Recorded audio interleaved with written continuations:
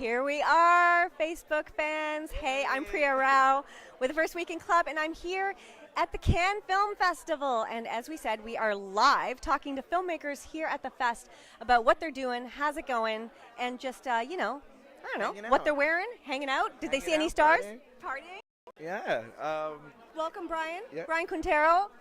Hello, Here everyone. a couple of years ago. It was your first time a couple of years ago. Yeah, I went with the program Film Market Access, and now I'm officially their brand ambassador. So we're pulling in other emerging producers and really giving them the full market readiness of Cannes Film Festival so that they could elevate.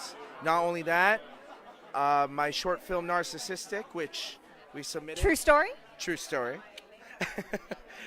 Is in the short film corner, and we're adapting it, and it's going to be great. The short film corner starts now, so I'm going to be getting a lot of filmmakers to come watch it.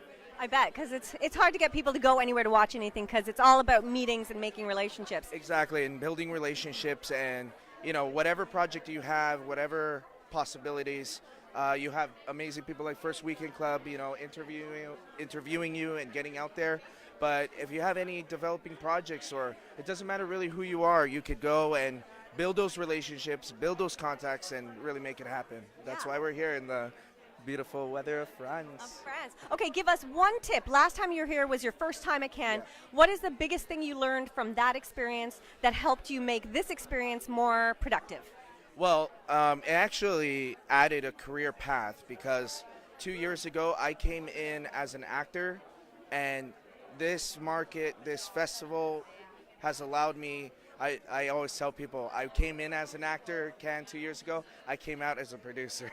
And so now it's endless of where I could really say of what I've learned, but readiness, absolute readiness with your projects, your development, and your relationship. Make sure you always contact and find people like we met 2 years ago, and we didn't know each other before that, and it's staying in contact with the very people who are emerging. So the wave, that emerging wave, we do it together. And Thanks. So yeah. Thanks for sharing that. There's so much more, but so much more. I'm sure. But we got other people to talk to, Brian. It's not all about you, so thank you very much. You may exit stage that way. Now we're going to talk to another filmmaker who has a film in the Shorts Corner. Kendra Westwood, come on in here, lady. How are you? I'm good. How are you? I'm good. So tell us about what it's been like to have your film at the Shorts Corner. It's been amazing. First of all, is it your first time here? It is my first time here. Actually, our director, Javier Bagilo, he's been in Cannes a few times around, but myself, first time debuting myself as a screenwriter and producer. It's the first time being in Cannes, and I also do act in the film, but it's my debut as a screenwriter and producer, and so yeah, that would be first time here for me. Yeah, I bet it's a bit overwhelming, right?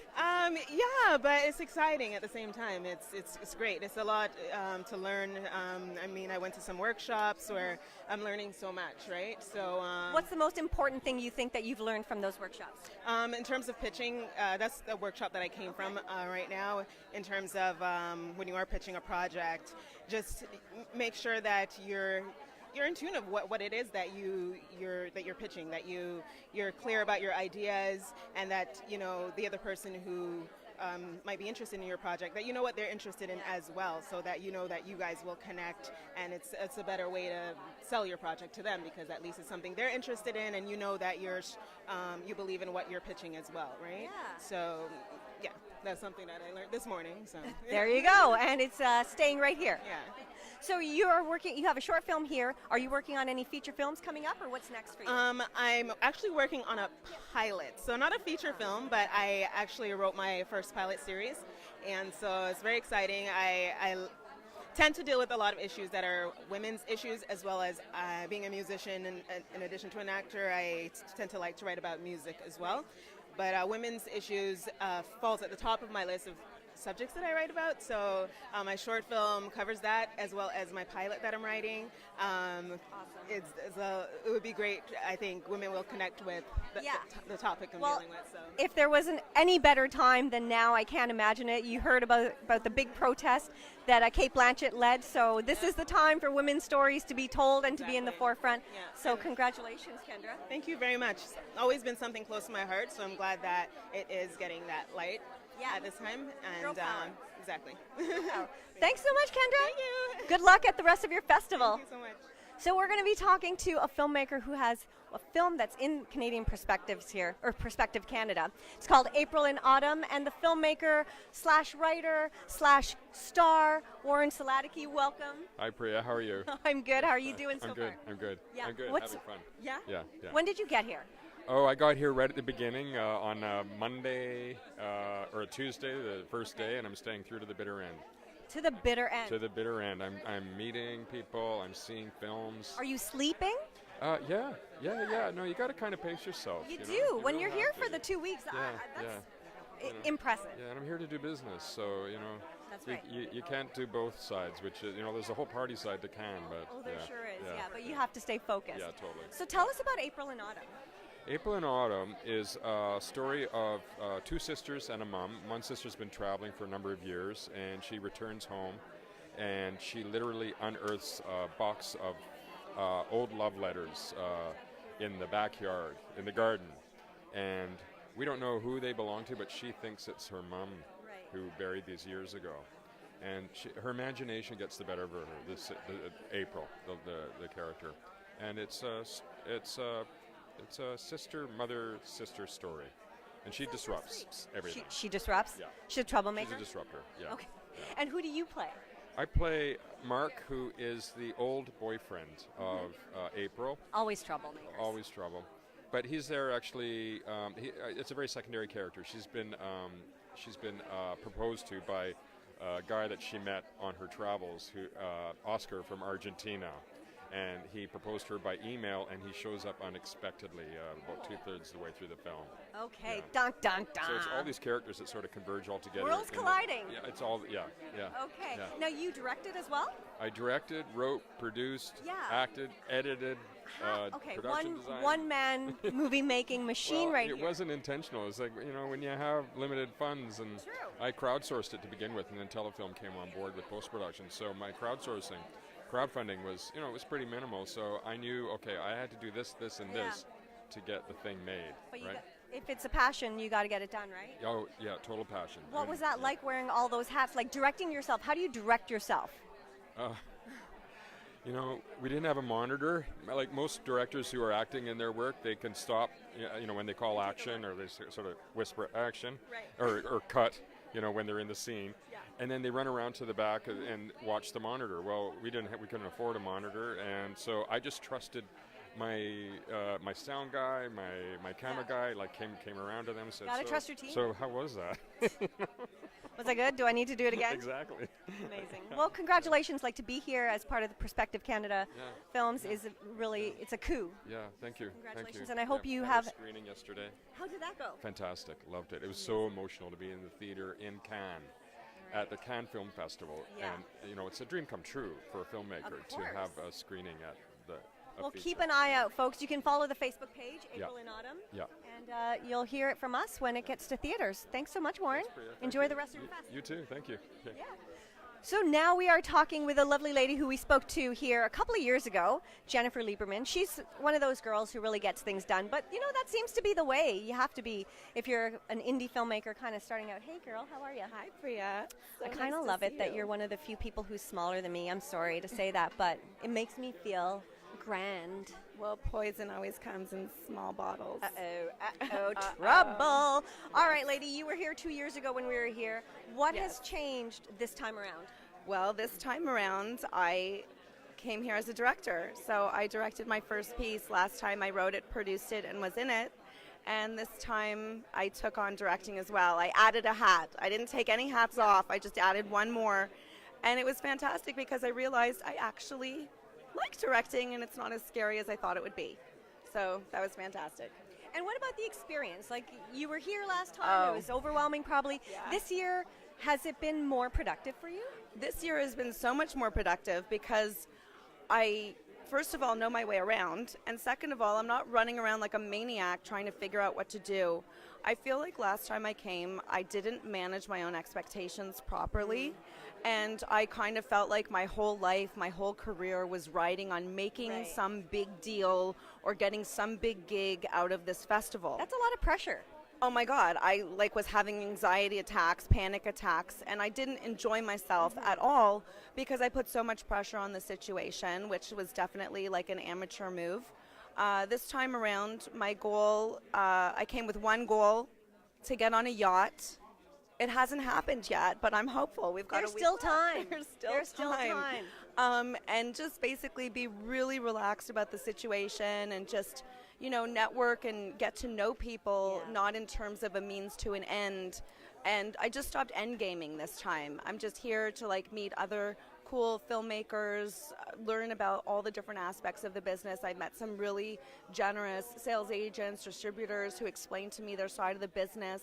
I feel like I put so many years into being the creative that, the business side sort of gets by the wayside. It takes a decade just to learn your craft. And then you get to a festival with a film and you're like, what do I do? I don't know what the next steps are other than getting here. So I've met some really awesome, generous people who have, kind of showed me the ropes, and I'm grateful for the whole experience. Amazing. And if you have a yacht, let me know. Yeah, and I'll be your date. Yes, you will. Thanks so much, Jennifer. It's good to see you Priya. again. So we also talked to this gentleman 2 years ago. It's funny, a lot of people who were here for the first time 2 years ago are back bigger, stronger, more determined. Yes, totally. More prepared. More prepared. Welcome, Gonzalo Jimenez. You're here with Film Market Access this year. Yes, I am. Last year I was here with a Show Film Corner. Yeah. And this time I came back with Kirk on the Film Market Access, which is fantastic. What he does, he helps you understand what you're doing, your project, helps you for 6 weeks, prepare your package, how to contact people. So when you're here, you're aware of who the players are. And then that way you're not running around with a chicken without a head, like, what do I do? It's more specific. So this festival has been fantastic. So he really sort of helps you prepare for the market and how to navigate it. So you're not wasting a lot of time, making the most of your time here. Yes, because as filmmakers, you're here, you're at the market, and it's like, a candy store, like all these things. He helps you understand what each player does, like distribution and sales agents and things you never thought about and who to approach. So it really prepares you and you come out more fruitful. Amazing. So how has it been so far? Fantastic. We came out with our plan, and then all of a sudden we came up with a plan what we want to do with the film that we were shooting, hopefully at the end of the year. And then all of a sudden other companies and other countries are interested. So now we're kind of like having them pin against each other to see, so that kind of even companies who are like, oh, we don't do drama, and then all of a sudden can I see your package, and they're like, oh, this film package, and if they're it's the right fit, it's the right fit. And then they're like, can you call us and send us stuff? So it opens doors. So it happens. And you just never know. The background was interesting. I just learned this from you earlier. Put them together and people are interested. So yeah. And you've got a really cool film, but you'll have to wait and hear all about it because they might go into production this year. So you'll keep us posted, right? Yes, I awesome. will. Just tell us the name of it. All of Me. So. But it's about Mary and Joseph and baby Jesus. Not so much about baby Jesus, Mary and Joseph. Yeah. Thanks so much. Thank you so much. We'll see you again around. next time. Yes, we will next year. Yes, next year. Or maybe 2 years. That seems to be how it goes. So we're talking to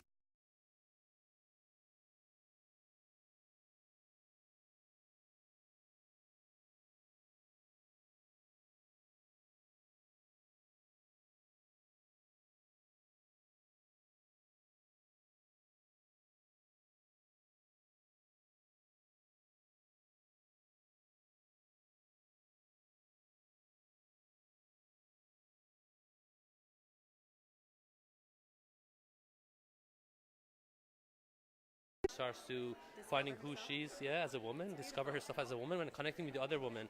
The movie's in English, so it was for North American market, and it's very woman empowering, and it shows how behind the veil she's just a woman, and she just has the same needs for love and respect, and she just wants to connect with the world, and she finds acting as an escape to do that. And after watching the movie, you feel like, anytime you see someone with a veil and hijab, you feel like, there's someone more colorful. There's someone behind there. You just never know what's going on. Yeah, And what's going ultimately, we're all people. Exactly. We're all looking for love and respect and compassion. It's really a timely story because you're actually setting it in the present day where there's the immigration ban in the States and these refugees come over here. Yes. And, it's a hard transition. Yeah. And also the cultural, the barriers here. Like she's a veiled woman and she comes to a... I watched the news and wrote the script right after that, so it was for me as a writer, director, producer. I had to really start working on it as soon as possible. But she doesn't wear a veil at the beginning, but throughout the movie we see the transition of the restriction she has. She wears hijab, but she's a more liberal kind of Muslim woman, and her husband is more traditional, so there's a conflict. Yeah. They also have children. They have like a kid that is 8 years old, and she's growing up, and they're deciding does she have to wear a veil or not. And there is a lot of basically conflict between the characters, at home and outside of home. So there is a wall between her and outside home, and there's a wall between her and her husband at home too. So there's a lot to overcome as a woman. Yeah. Well, and you gave a good piece of advice, which is to wear a waterproof mascara because it's going to be a tearjerker. Exactly, So yeah. thank you for giving us that advice, so we can be prepared. Great. And good luck at your festival. Yeah, thank you so much. Hopefully we'll start with TIFF as we submitted Yes. in September, and hopefully to share this story with every woman around the world. And thank you so much for having me here. Yeah, we will share the news with you when we know what festivals it's in. So thanks again, Beautiful. Mustafa. Thank you. So now we're going to talk with one of the girls from Red Trike Media. We have Zandra Grayson. Come on in. You took off your fancy hat. I did. I had it on, and I try to keep it out of the frame because it gets a Right, little. it will take up the whole thing. I it's for the I sun, kind of not want the to frame. see it though, just to see how much of the frame it would take up. See, well, it adds so much mystery. This though. is my Clark Kent versus my Superwoman look. Okay, and now take it off. Take it off. Whoa. Oh, there we go. All right. So you were the cinematographer. Do you prefer cinematographer or DP? It just depends on who I'm talking to. You're talking to me. I would say DOP if I were talking to you, but I find more people seem to understand cinematographer a lot better. Maybe it's the acronym. I don't know. maybe. Cinematographer sounds so romantic, just like the French language. It does, doesn't it? Right? So I'm So okay with that. and it's your first time at the festival. It sure is, yeah. You have a film in the Shorts Corner. Yeah, we do. It's a sort of an anti-Christmas film. Just tell us very quickly what it's about. No, it is about Christmas. So it's our film by Red Trike Media and directed by Siobhan McCarthy, and it's about just the reality of Christmas. So instead of the joy and everything that Christmas brings, it's maybe perhaps the heartache and the black humor that Christmas can bring, And the family dynamic. and the family mother-daughter dynamics. So you can come see it on Wednesday in Palais G at 2:00. Sorry, you guys probably won't be able to come see it, but Well, maybe next time when we come to a town near you. So, but it's validating. It brings a lot of validation to the difficulty that Christmas can bring. No matter what your family dynamic or what your creed, Christmas still affects everybody. it can be a bit bittersweet. It sure can. So we try and make something that's easier to swallow. Yeah. Well, that sounds lovely, and it's a short, but we might have that on Canada Screen someday soon. Who knows? So yeah, I hope so. there you go. Thanks so much, Zandra. Yeah, Hope you thanks so enjoy the rest much. of your festival here. See you next time. Yeah, see you next time. She's off with her hat again. So now we are talking with somebody on the other side of the filmmaking business. We have Mr. Andrew Noble, who is with Film Option International, a distributor based in Quebec. Come on in, Andrew. It's good Hi. to see you again. Great to see you. We had a lovely meeting out on the couches the other day, the bouncy couches when it was sunny, but Right. today the weather wasn't so cooperative. No, it was horrible. It was like, and walking on this carpet when it gets wet, it's like fountains. Yeah. Yeah. And then you get the bottom of your pants all wet. It's just not pleasant. It's miserable. Cannes in the rain is a miserable It's- place. It's the worst. It's And the it was worst. cold. It felt like, I don't know. It just felt wrong. Yeah, it did Yeah. feel wrong. The sun has come out a little bit, so we're It has, we're yes. warming up a little bit, but Yes. it was not pleasant for most of the day today. No, exactly. But we digress. Yes. We digress. Yes. Let's talk about what it's like to be on your side of the table here at Cannes. Well, I'm here essentially selling. I do look out for a few films that I might pick up for distribution in Canada, but mostly I'm selling Canadian films in the marketplace. And it's a tough business right now. It's the industry's in a big transition period. So I have 3 Quebecois films, 3 French films. We've screened them in the in the market. We've got a lot of interest, but it's very hard. It's challenging to close the deals. But, there is a lot of interest for good quality content still. There always is. There always Yeah, is. it really is story, story, story. Yeah, and I think the profile that Canada is doing on its film and filmmakers as being a good thing. It's it's lifted us in terms of the international community. That Quebec and Canada exist and that we have great filmmakers, so that's helped. But it's still a challenge, and the market has been very challenging this year in particular. And when you say challenging, what do you think filmmakers, producers need to know about the market and how it's changing as they're producing their films or developing? Well, I think there's less and less opportunities to monetize feature films in particular, fiction feature films in particular, and That's interesting because that's what most people think of when they think of film. That's right, and so the theatrical business has always been a bit of a challenge, but that hasn't necessarily changed that much over the last decade or so. Mm-hmm. But what's changed is broadcasting. We used to sell all the films that we released theatrically to television broadcasters like TMN or Super Channel or Super Écran in Quebec. And then, we'd sell them to conventional television stations like CBC and City and CTV. Nowadays, we sell a far smaller percentage of the films, and so that's been a real challenge. And what we'd hoped would be the VOD evolution or revolution hasn't necessarily been there for feature films. It's there for television series, it's there for documentaries, but for feature fiction films, it's been a bit more of a challenge. And we've seen that Netflix is kind of not that hot for feature films. So there is an opening. We're hoping that we're going to be able to exploit that. But and thank God for CanadaScreens.ca, because it sounds like we're filling that void nicely. I totally believe that, and that was one of the reasons why we segue. met. And I think that there's that's if we create platforms that provide access to great Canadian films, I think people will enjoy that. And people love films, once you give them the films, they'll enjoy them. If you build it, they will come. That's right. And Canadians make fantastic films. I mean, I've seen some really great films that make me laugh, make me cry, and we really do. We tell amazing stories, and we got great talent. So that's what's exciting. We just have to have the platforms. So exactly. Canada Screens is an amazing place for it. Yeah, I know. Yeah.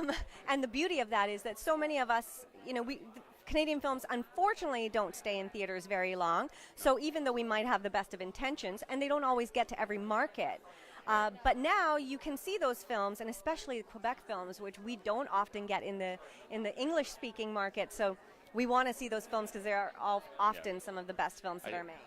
I just released a Quebec film, a really great Quebec film in Quebec in French called Origami. Yeah. And it's a really fantastic film. If you get a chance to see it, it'll be out on VOD soon. It's great. But we released it the same day as The Avengers. Oh. And so Thor took his hammer and crushed it, I bet. Yes. So, I mean, that's the challenge for us. That's the challenge. That's what we're competing against, so it's hard. So it is hard. Yeah. Thank you so much for sharing your wisdom, Andrew. Very, very welcome. It's always good to have that perspective. Oh, we're pleased to be here. Yeah. It's our pleasure. Great. Thank you. Thanks. So now we are talking with somebody who is a Canadian producer but doesn't live in Canada anymore. Carolyn Saunders, come on in here. I love that you were talking about how you're going to continue to write films for your kids to act in. It's a family affair. Tell us about the latest feature you have in development, Island West. Okay, it's called Island West. It's a sci-fi, dystopian. Do you want me looking there at you? Look at me and look at them. Let's just be inclusive. It's a dystopian sci-fi, kind of a young adult thing, and it's about the UK has been divided into islands by catastrophic flooding. And it's about a young woman who's grown up on one of the islands, Island West. Okay. And the island's been completely isolated for 20 years, and she's young and beautiful and blonde. And are you photobombing? Are we getting a photobomb here? It was unintentional. That's okay. And she's a white supremacist, yes. Of course. Oh, so, of course. I'm not smiling at that part. And it's all about, she's never known anything else. This is how she was raised. Mm-hmm. And it's about her, somebody making their way to the island and introducing her to the fact that it's not normal or cool to be a white supremacist, and she has to make some decisions about basically renouncing her upbringing, her family, and getting out there and fighting her way off that island. And that's it. It's a sci-fi dystopian future, you're saying, but it doesn't sound like it's so far in the future. In some ways, it sounds like it could be happening. That story could be happening right now. In a way, that story actually is happening right now. So it is a metaphor for today. Right. Strangely enough, I finished the script about 2 months before Brexit and Trump and the world exploded, and I had just taken what I thought were some problems and extrapolated them. And away I went. And it came from this. I watched this documentary about these two little white supremacist girls in America who are 11 years old called Lamb and Lynx Gady. The documentary was about 10 years old. I think a lot of people have seen it, and it was about these girls playing on the white supremacy festival circuit. Little songs, beautiful little blonde girls, and I was horrified. And I thought, what's going to happen when they're 18 and they get out from under their mother's crazy monster thumb, and I've always wanted to tell that story, to explore what would happen. So I created a world to recreate those people in and explore that notion. And your very handsome son is going to be starring in it. Yes, Brendan Flynn is one of the stars. Tallulah Evans plays Arya, and Brendan plays Gabriel, who is he's Métis and Roma extraction, but she doesn't know that. All hell breaks loose. But he was in my first film, The Wasting, and and he truly which is we promoted. Métis, so he truly is Métis and Roma. So I wrote a great character for him. They say write what you know, right? So there you go. Write what you know, and if you're a mother and you have talented kids, then you're no mother at all if you don't work with them. Amen to that. Well, thank you so much for coming in and chatting with us. Thank you, Priya. I hope you enjoy the rest of the festival. Oh yeah, thanks. Sun's out. Sun's out finally. Oh, the clouds have opened up just in time for Mr. Ingo Liu to make it to the stage. You didn't see it, but he just preened a little bit before he came myself. I mean, this is Cannes after all. Yeah. Is that a word? Coiffeur. It's French, I believe, in fact. Oh, yes. Well, in France, yes, now, of course. you got to look your Instagram best for Cannes. We saw Ingo the other day. You may have seen the photo we posted. He was dressed to the nines in his tuxedo, but he had to wait all day because his gala was not till midnight. How was it being in your tux all day in the sunshine? Well, there's a bit of shade here, but of course the most important thing is if you feel good, that exudes. People can pick up on that, and there's nothing like wearing a suit. You just kind of makes you stand up a little taller with a little more poise, and it allows you just to make those deals and close them. And I hope you close a lot.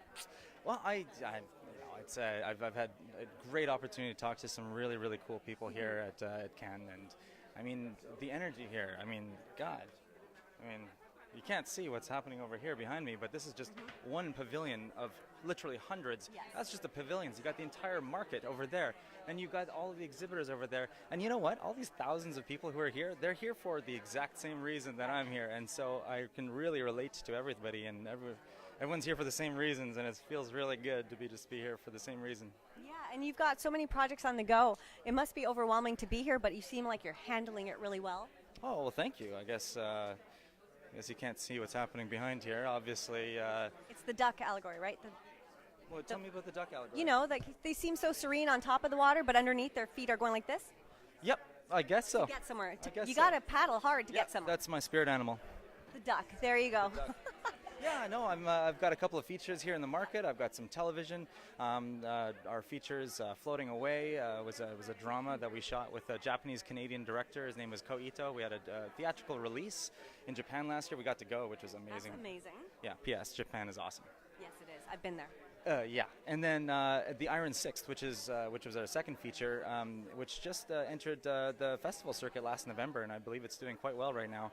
And so, trying to find some buyers for that. But and even though this is all just features, there's a couple of television buyers out there. And so, of course, our first television show was called The Switch. Just today, actually, I found somebody who wants a shopping agreement for that for various international territories. Yay! And of course, upcoming projects, man, the future is so awesome. The future is going to be great. We got a science fiction television series. That's an optimistic science fiction show. I mean, the world is dystopic at times, right? Yeah. And so I think we want to escape to a place where we all feel comfortable and where we know, you know what, this is a model for how we can actually build a world that we want to live in. Humanity could be so much better. And last but not least, we've got The Wounded, which is our upcoming feature film, which is partially funded. We've got statements of availability from agents of... am I allowed to say this? I don't know. Sure. Yes, you are. Yeah, I'm the producer. I'm allowed to say whatever I want. Harvey Keitel and Nathan Fillion. And Nathan Fillion, if you didn't catch that one. Now, these are statements of availability. Does not actually mean anything other than to say they're not going to run away when we call them. Yes. When we call them afterwards to say we've got the full funding, right? So you know what?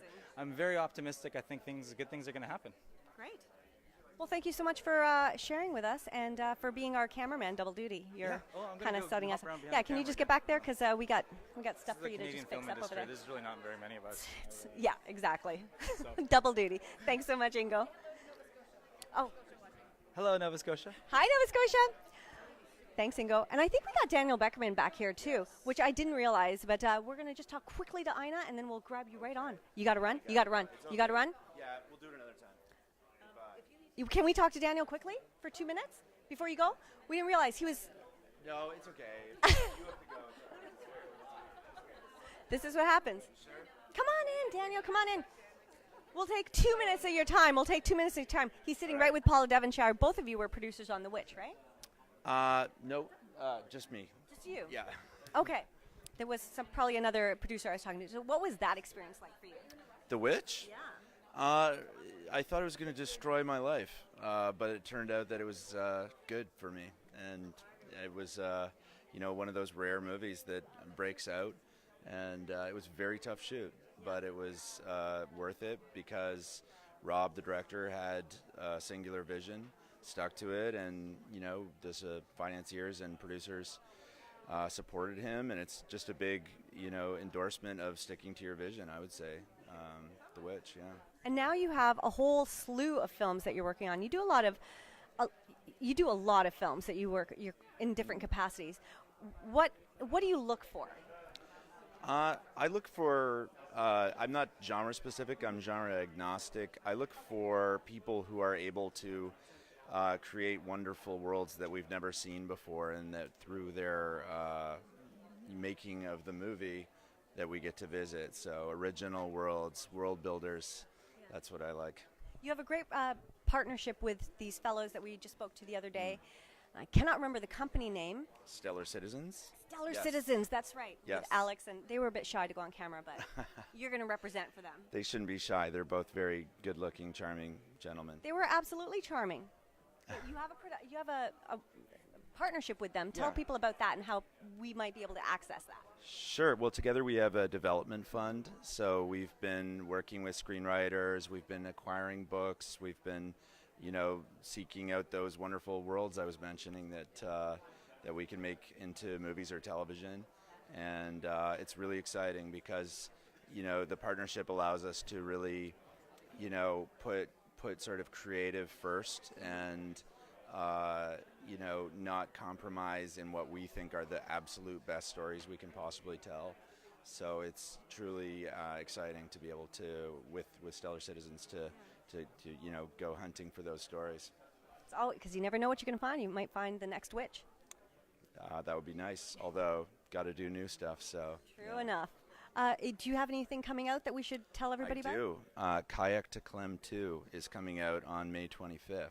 It's a fantastic movie. And it'll be expanding, starting in Toronto, and then it'll be expanding across the country, hopefully.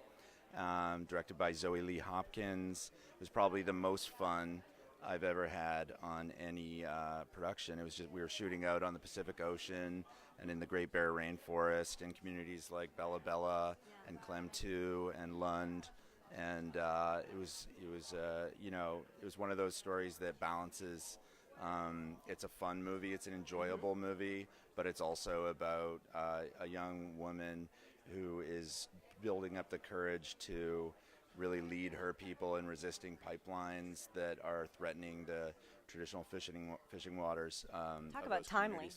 Yeah, and it's a serious issue, but it's also a fun movie. It's also shows, like families in these communities as being very relatable for anybody, and it's just an enjoyable movie for anybody really. So it was really and a joy to work on too. So And it's part of the films that are here as the Perspectives Canada.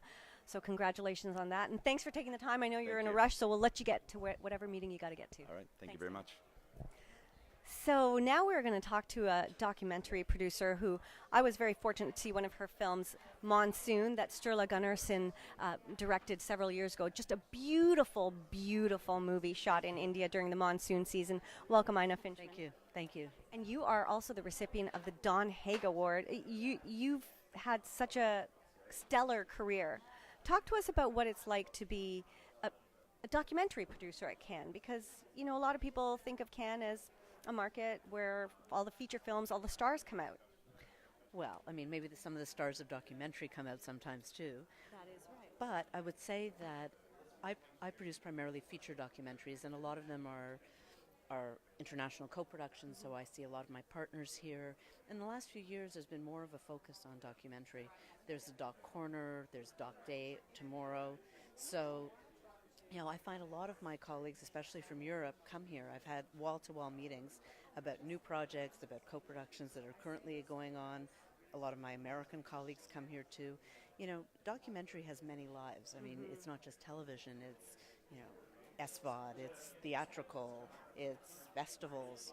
So I think that this is a perfect place, where things are a little more relaxed at some markets. Right. And it's a place to be creative and to talk ideas. So I've met a lot of interesting people, and I always see my partners here for docs. And you've been to Cannes many times, so what do you find is the biggest value of coming back year after year? Well, as I said before, seeing people and meeting new people, and all about relationships. It's all about relationships. If you go to the Doc Corner, all the top sales agents are there, and the doc producers as well. All of my, really the ones who do creative documentary, as opposed to solely television documentary, you'll find here as well. And I think Cannes has really opened its arms to the documentary, the creative documentary producer, and I think that's wonderful that it has a place here.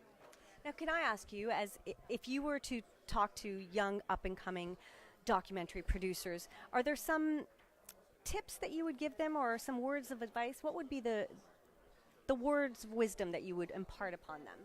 Well, I would say that for me, I love doing the creative documentary, working, in a genre that can be innovative and provocative and, also impactful. So I think it's always that balance of choosing projects that have a market but are also really interesting. And I think that it's very easy to test the market. And you have to know who to speak to and at what stage to pitch a project. And that's what I would say to young documentary producers is, come to these markets, go to Sunnyside, go to Hot Docs. Hot Docs is like one of the right in our backyard. Is right in your backyard. It's the best documentary event in North America. And do what I call a soft pitch. Start to talk to people and see how they respond to what you're proposing. And you'd be surprised. Sometimes an idea you think is the most quote-unquote commercial in the world, 20 people have already done it, or it doesn't fly. And sometimes you have this little idea. It's a small, intimate film. People look at you, might have some footage. You show it to a few buyers, and they go, wow, that's very special. How did you get that access? Great words of wisdom from somebody who really knows the business. So thank you so much for stopping by, Ina. It was a pleasure to meet you. And again, Monsoon, just a beautiful film. If you haven't seen it, just the cinematography alone is gorgeous. It is sumptuous. It's a very, very special film. Lovely film. Thank you so much. Now, there's a little film you may have heard of that is still in theaters, 5 weeks going, which is almost unheard of for Canadian films. It's holding its own, and that film is called Indian Horse. And we have one of the producers here with us, Miss Paula Devonshire. Welcome. Thank you. I'm happy to be here. Let's talk about the financial success of Indian Horse, because it's very rare that a Canadian film calls itself a financial success. And this film has been breaking records. So where are we at with Indian Horse? I was told by our distributor Elevation Pictures that we are at 1.5 million Canadian as of this week, and they hope that it will hit 1.6 and maybe even go more, but we are going into week 5 in the theaters. We started out in 102 theaters, and then we were in 75 theaters still in week 4, which is incredible for a Canadian film. And Elevation sort of said it's performing the way a U.S. film performs in Canada, not the way a Canadian film performs in Canada. Right. So we're all very proud and excited, and Elevation has been so amazing to promote the film and really get behind it. When you started out to put this film onto the screen, I mean, it's based on the book. Were you expecting this kind of response? Did it surprise you? I have always said that Canadians are very interested in seeing Indigenous stories and seeing Indigenous faces on the screen, and I'm so thrilled because this really proves a point that I've been trying to make for many years now, that funders, distributors, investors should all get behind making Indigenous stories. So for me, it's not a surprise that people have come out in droves to see the film and repeat screenings. I didn't think it would be this big of a success. Right. I'm very thrilled that it is, but I'm encouraged by the response, and I think that bodes well for all the more rest stories of our like this. Indigenous filmmakers to get their films out there. Now, you have some exciting news for yourself as a producer. You're part of this great program. Can you tell us what's happening for you over the next year? Yes, I didn't know you knew about my great program. Well, You told me about it earlier. But Okay. It's so many people you talk to. Oh I my know. God. I am doing a program called Inside Pictures, and it's been around for 15 years, and it's I'm the first Canadian accepted into Inside Pictures, so it's been open to so I'm representing Canada, and it's been around for 15 years, and it's sort of more of like a professional development, career building module program workshop where they take, I think it's usually like 5 producers, and there's studio executives, there's talent agents, there's business affairs, there's legal, there's lawyers, there's a whole mix of production people that come on board, and there's 20 a year, and you do 3 modules in London, and you do 1 in LA, and you just have all these workshops, and you kind of help elevate each other's profile, you network, you strategize to help build your company over the next 5 years. So I had heard about it in Berlin. A couple of colleagues of mine had said they had done it and said it was a real career changer. And so I thought, I'll apply and see what happens. And often people have to apply 2 and 3 times, and I got in. So I was amazing. So I'm really excited. So the first one's in June. So it kind of works out well because we're also screening Indian Horse at the Edinburgh Film Festival. Yes. And so I'll be Just a hop, skip, and a jump away. So I'll be in London, and then I'll take the train to Edinburgh, and then just keep going. Well, we hope that Indian Horse is in theaters for another 5 weeks. If you haven't seen it, you should. It's incredible. And you can find out all the information on the Indian Horse website. Yes, IndianHorseFilm.ca, and you can check Next 150 hashtag Next 150 as well to follow our website challenge. And please do check it out. It's still in many, many theaters, so please do see it.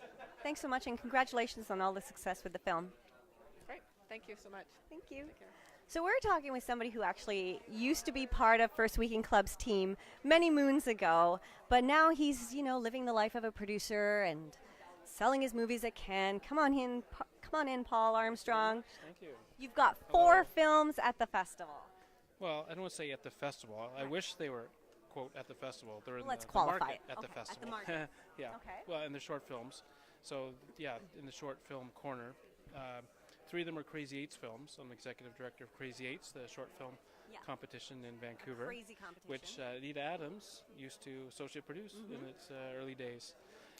So I've got 3 in that, including The Prince, Gemini, and CC, which is in the Not Short on Talent program. So Telefilm Canada each year puts together a competition where they select the top 20 short films from across Canada, over 100 submissions, and CC by the Spear Sisters is one of the Not Short on Talent films this year. So a lot of people think of Cannes as a market and a festival for feature films. How has it been useful for you to be here with short films? Well, it's early days because actually today's the first day of the short film corner, so I'll be having meetings with buyers and distributors and film festivals. Telefilm actually sets us up with meetings as part of that, so it remains to be seen how it'll turn out. But each year I've come here, there's been interest in the short films, and they get or at least invited to festivals, and buyers and distributors want to usually at least one or two of the films accept them. Just the fact that they're here, and especially if they're in the Not Short on Talent program, they've been sort of vetted, and so it makes it easier. And the short filmmakers of today are really the feature filmmakers of tomorrow. So as everybody's been talking about, it's all about building relationships, and you never know who might be helping you produce your feature, right? Yeah, well, I'm actually also pitching features here as well. I'm working on a CBC channel documentary called Cool Daddy. So I've been meeting with buyers and distributors here for that as well, and I'm in production on another documentary, and so I'm meeting with people about that one as well. So yeah, busy, so short and feature films at the same Lots time. of meetings all the time. Well, I hope you're getting yeah. some time to sleep and eat, because those things are important too.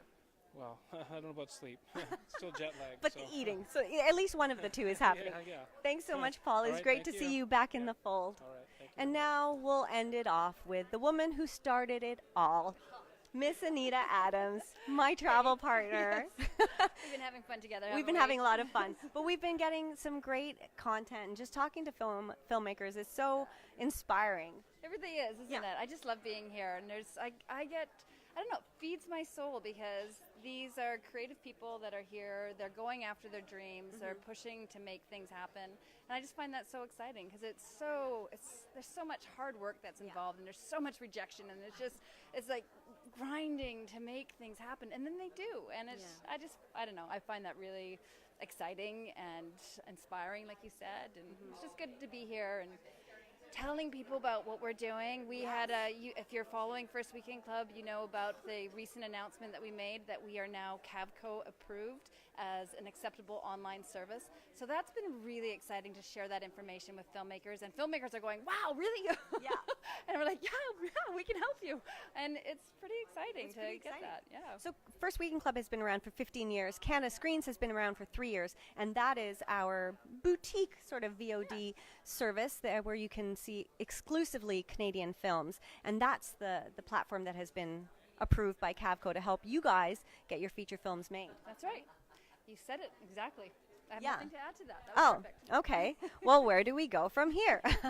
We're actually learning a lot about that process ourselves as we're here meeting with the different funding agencies from each province, and just trying to find out how it's different across the board, because tax credits are mind-boggling, and we don't usually deal with that stuff. But no, it's all new. It's all new to us. But But you should visit our website, because we have whatever information we do have is up there, firstweekendclub.ca and canadascreens.ca, where you can rent some great Canadian films.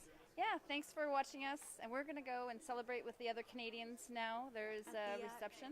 And the happy hour. The happy hour. And thanks for tuning in. Yeah, thanks guys. Bye from Ken. We need